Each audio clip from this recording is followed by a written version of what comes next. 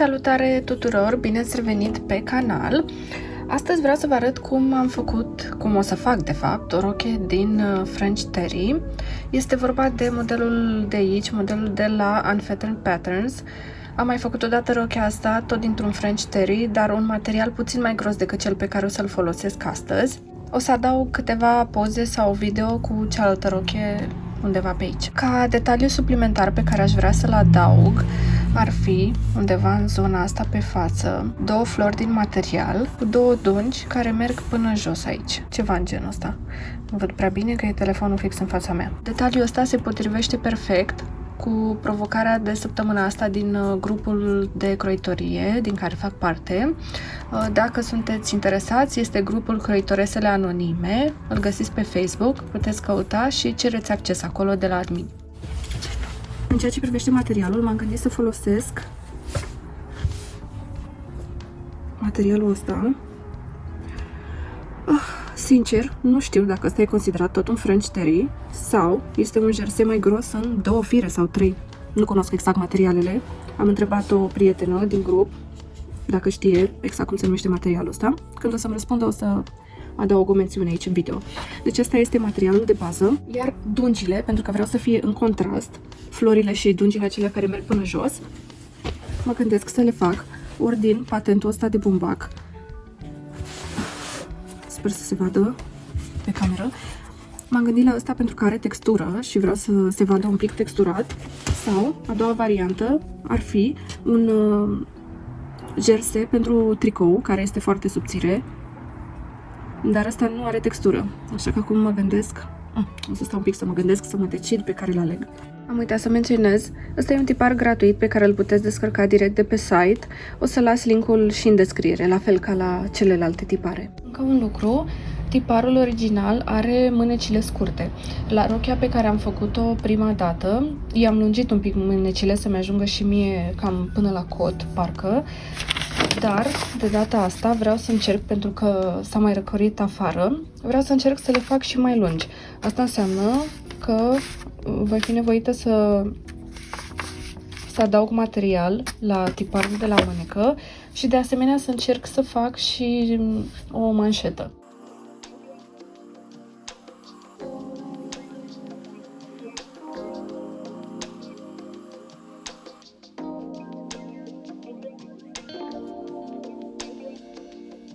Vreau să încadrez tiparul de hârtie pe material.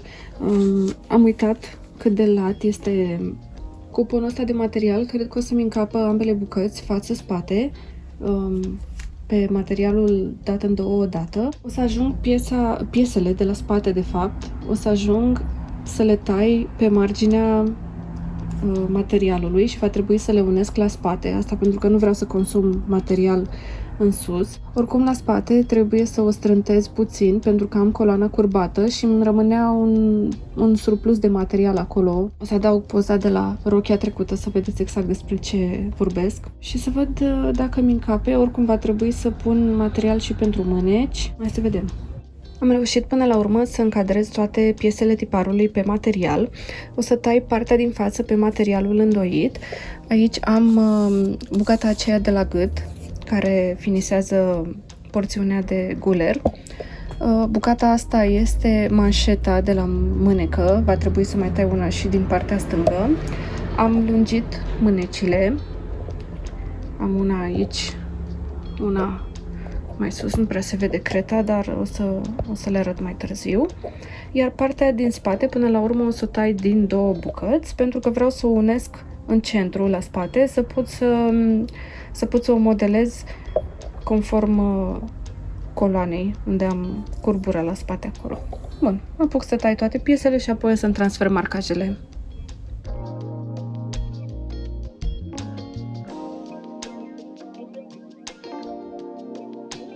Am decupat toate piesele pentru roche. Până la urmă am ales patentul cu textură pe el și acum vreau să iau o riglă, să tai o linie dreaptă ca să formez cele două, cum ar veni, tulpini de la flori. Din bucata asta care mi-a rămas, vreau să decupez câteva flori. Rochia asta e super simplu de făcut. În mod normal, asamblarea ei începe cu umerii, dar, având în vedere că vreau să adaug detaliile cu florile din material, vreau să încerc să văd cum să le poziționez mai bine pe partea din față. Am încurcat părțile între ele. Asta e spatele. Aici avem fața. Să vedem. Față, spate. Ok. Înainte să... aș putea să păstrez cu totul dat în două, ca să pot să mă ghidez, să am o linie dreaptă în marginea asta pe care o formează centrul părții din față. Am rafinat un pic florile astea, am făcut și niște frunze, le-am mai decupat un pic marginea, nu foarte mult, pentru că nu vreau să fie foarte drepte, vreau doar să aibă un pic de margine acolo, să dea impresia de floare. Bucata asta din față o pun așa orientativ pe mine. Știu cam până unde ar trebui să ajungă umerii de la rochia cealaltă. Și dacă e să mulez, dacă e să o pun așa pe corp, cum ar trebui ea să vină, pot să-mi dau seama că aș vrea să mut floarea de aici, să o mut un pic mai sus, să vină cam unde ar veni o broșă când o pui în piept, da? Și să mut tot ansamblu mai spre stânga, mai spre cusătura laterală. Am apucat să mut florile cu totul și am prins părțile din față și din spate cu câteva clipsuri ca să văd dacă îmi convin. Asta am menționat mai devreme când am zis că trebuie să cos aici un pic în spate, pentru că am foarte mult spațiu, am coloana, asta e postura mea și trebuie să iau un pic, pentru că altfel stă foarte larg aici la spate și nu-mi place. Și dacă ar trebui să mai mut asta un pic mai sus. Op. De la o parte. Mă duc să mă uit în oglindă să văd cum e. O să folosesc un pic de bandă din asta dublu adezivă ca să fixez toate elementele astea în loc.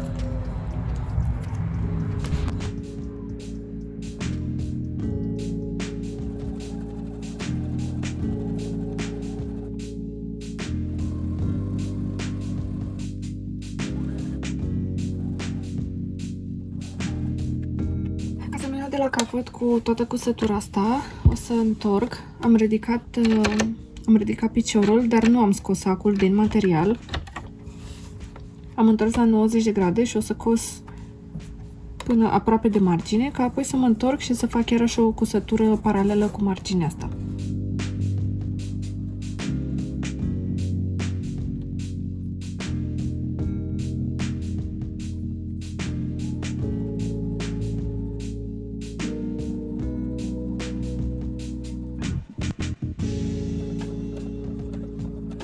Cu fiecare pas pe care îl face mașina de cusut, întorc foarte puțin materialul.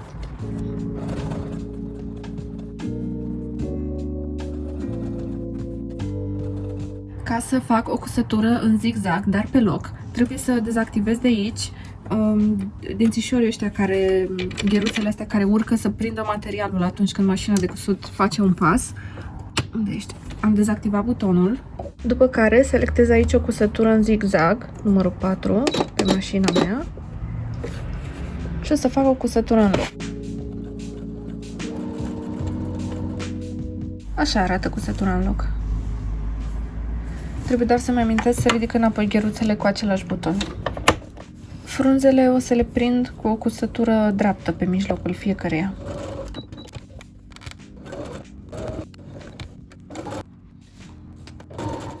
Am terminat de aplicat florile, frunzele și benzile astea lungi, așa că acum o să unesc părțile din spate. Mă folosesc de cealaltă rochie pe care am făcut-o, același model, ca să văd exact unde am început să curbez spre interior cusătura asta.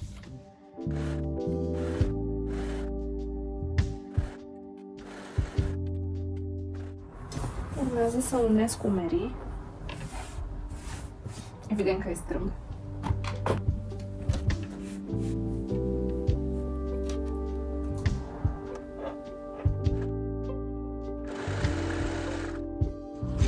Trebuie să atașez banda de la gât, gulerașul.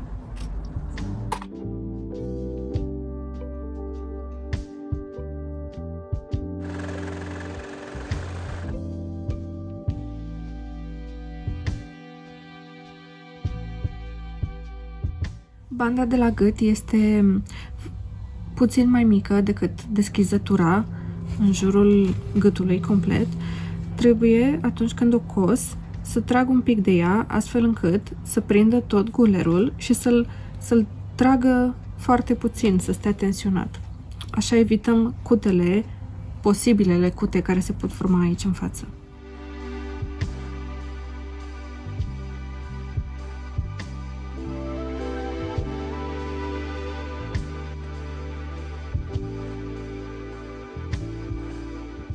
O să merg să calc acum tot ce am cusut.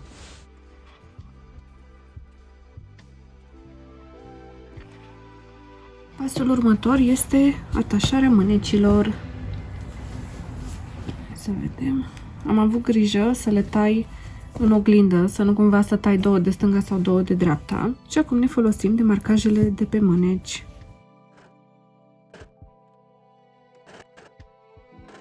Următorul pas ar fi să unim lateralele, deci de la mânecă până jos, nativ.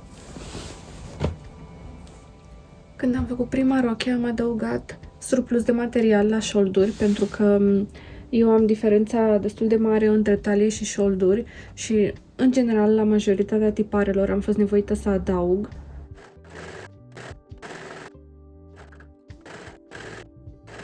La prima probă pot să văd că trebuie să mai iau din laterale puțin.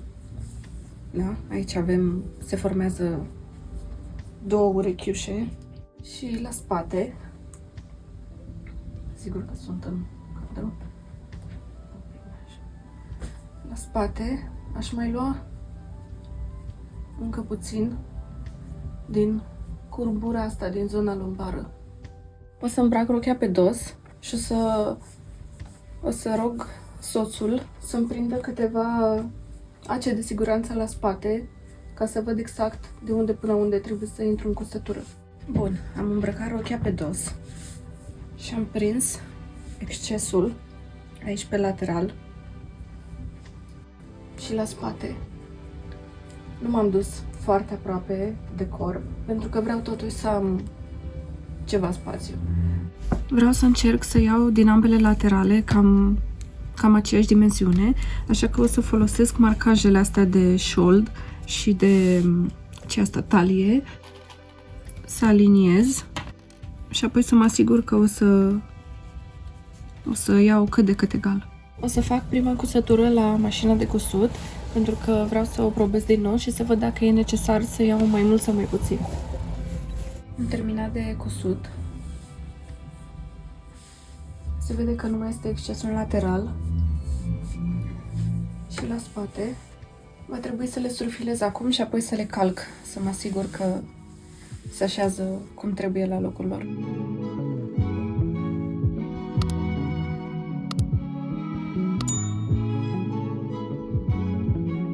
Când îmi rămân codițele astea de la surfilat, nu-mi place să le tai foarte aproape, unde se termină ele aici, așa că iau o croșetă minusculă și o trag sub cusătură. O să mă ocup de manșete acum. Am prins aici cu bolduri ca să văd dacă sunt mulțumită cu măsura asta. Vreau să le pot da ușor jos, dar în același timp să fie mai mică decât mâneca. Am pierdut foarfecă. Nu suport. O să surfilez pe o latură lungă și una scurtă, apoi o să o întorc pe față și o să o atașez la mâneci.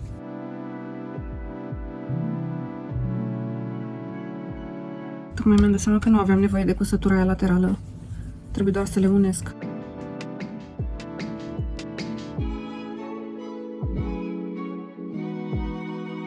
Am găsit baza. Voi să găsesc și vârful acum. E chiar aici în spate. O parte din el. mijloacele astea de cusut pentru mașinile casnice, cele de surfilat cât și cele de cusut, se montează foarte ușor pentru că au o latură care este plată și le trebuie montate tot timpul cu latura asta plată în spate. Sau, cred că depinde de modelul mașinii. Cele de la Brother se montează cu latura asta plată în spate. La mașina mea de surfilat, acele au un locaș aici sus și trebuie să ne asigurăm că atunci când îl montăm, acul atinge partea asta de sus și trebuie montat complet până sus. Acul ăsta s-a rupt pentru că cel mai probabil era deja bond. Nu știu dacă se vede vârful ăsta, mai greu. Este îndoit. Ca să nu arunc acele în coșul de gunoi, am o cutiuță din asta care am toate acele pe care le-am rupt. La final, când o să strâng mai multe, o să arunc cutia cu totul, să nu pice pe undeva. Tocmai mi-am dat seama. Am făcut o greșeală la manșetă. Am cusut-o pe dos. Dar n-am cum să întorc pe față, pentru că cusătura asta laterală trebuia făcută de la exterior.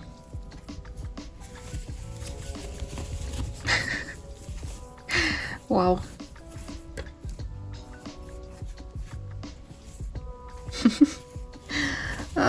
Mă apuc să o desfac. Când eram la început cu hobby-ul ăsta, credeam că e sfârșitul lumii dacă am greșit o cusătură și trebuie să o desfac. Tot timpul eram tare supărată. După ce am făcut câteva articole, acum nu mai am nicio problemă să desfac o cusătură pe care am greșit-o. Special am zis să filmez greșeala cu totul, ca să vedeți că nu e nicio problemă dacă greșim. Putem să desfacem, să refacem și dacă greșeam manșeta într-un mod în care nu o mai puteam salva, puteam oricând să finisez mânecile exact așa cum sunt, întorceam tivul foarte puțin, jos la mânecă și aia era. Asta era finisajul.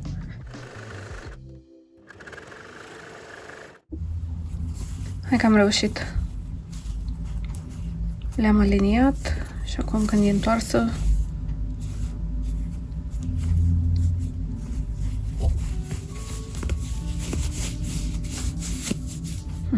la fix. Merg să o fac și pe a doua și apoi să le calc. Aș vrea să stea cusătura asta plată aici, așa că o să fac o cusătură simplă, să o aplatizez pe cea surfilată.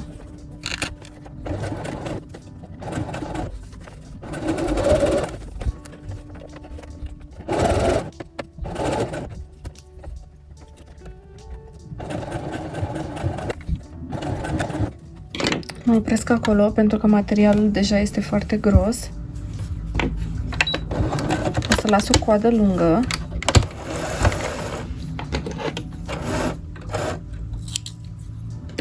Și apoi cu un ac o să cos restul de ață să aplatizez și bucata asta de aici. La fel ca la culer, manșeta este mai îngustă, așa că va trebui să trag de ea, să o întind, ca să pot încadra mâneca. S-ar putea să fie totuși chiar prea mică pentru mâneca asta. Materialul ăsta nu e foarte elastic, e mai puțin elastic decât mă așteptam, așa că o să încerc să-l distribui. Dacă nu, o să avem câte o cută micuță în mână. Nu e nicio problemă. În mână, nu o să avem cută în mână, o să avem o cută în mânecă.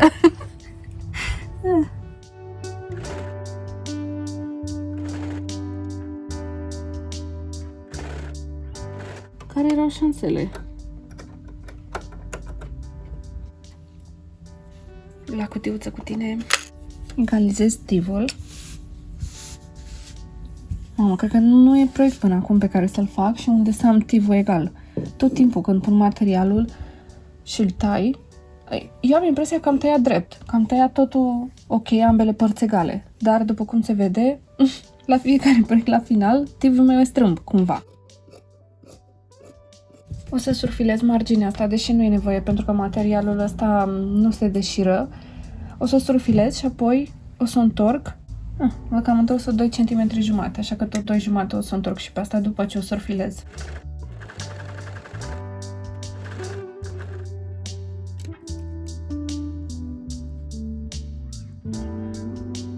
Ca la orice tiv pe care îl fac, o să-l însăilez prima dată și apoi o să-l scos de la exterior. De data asta o să vreau să folosesc un ac dublu.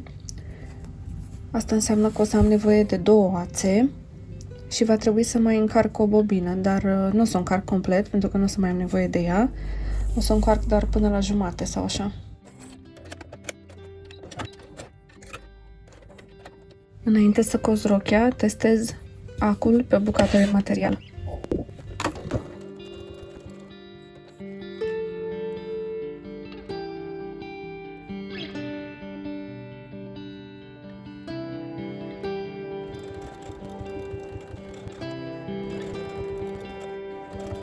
Mi-am dat seama că vreau ca liniile astea negre să continue până jos, fără să trec cu tivul peste ele, așa că o să cos tivul până aici, fix în dreptul cusăturii cu ață neagră și apoi o să-l continui din partea asta, iar pe dos o să-l prind manual, cu o cusătură manuală, o să prind marginea asta de partea asta din spate.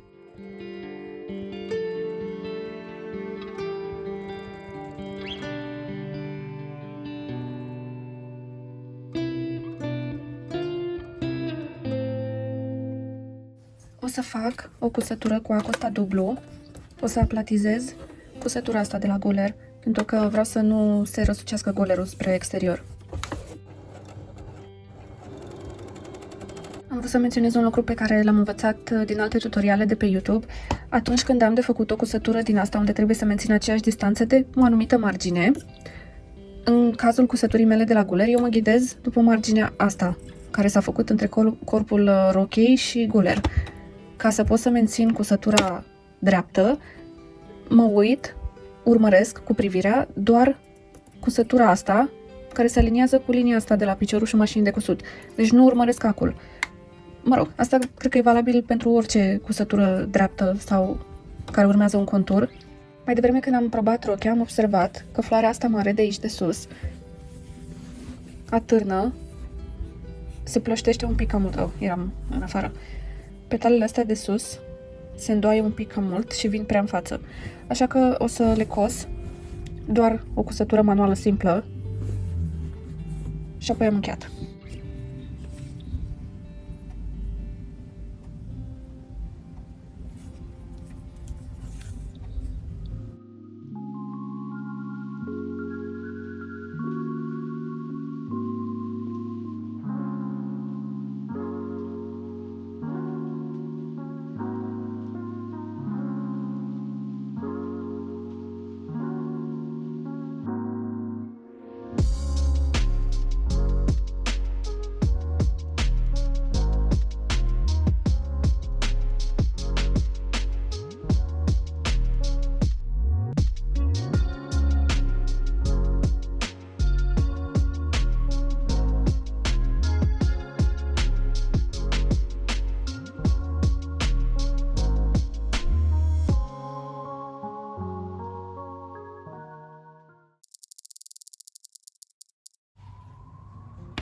Oh, Jesus! Am rafinat un pic florile astea.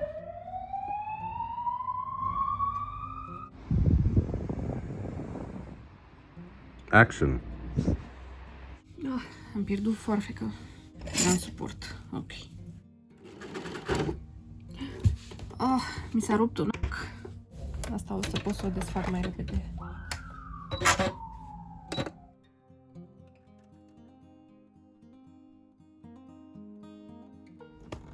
Nu vine să cred, am rupt din nou același ac pe care l-am rupt mai devreme. Care erau șansele?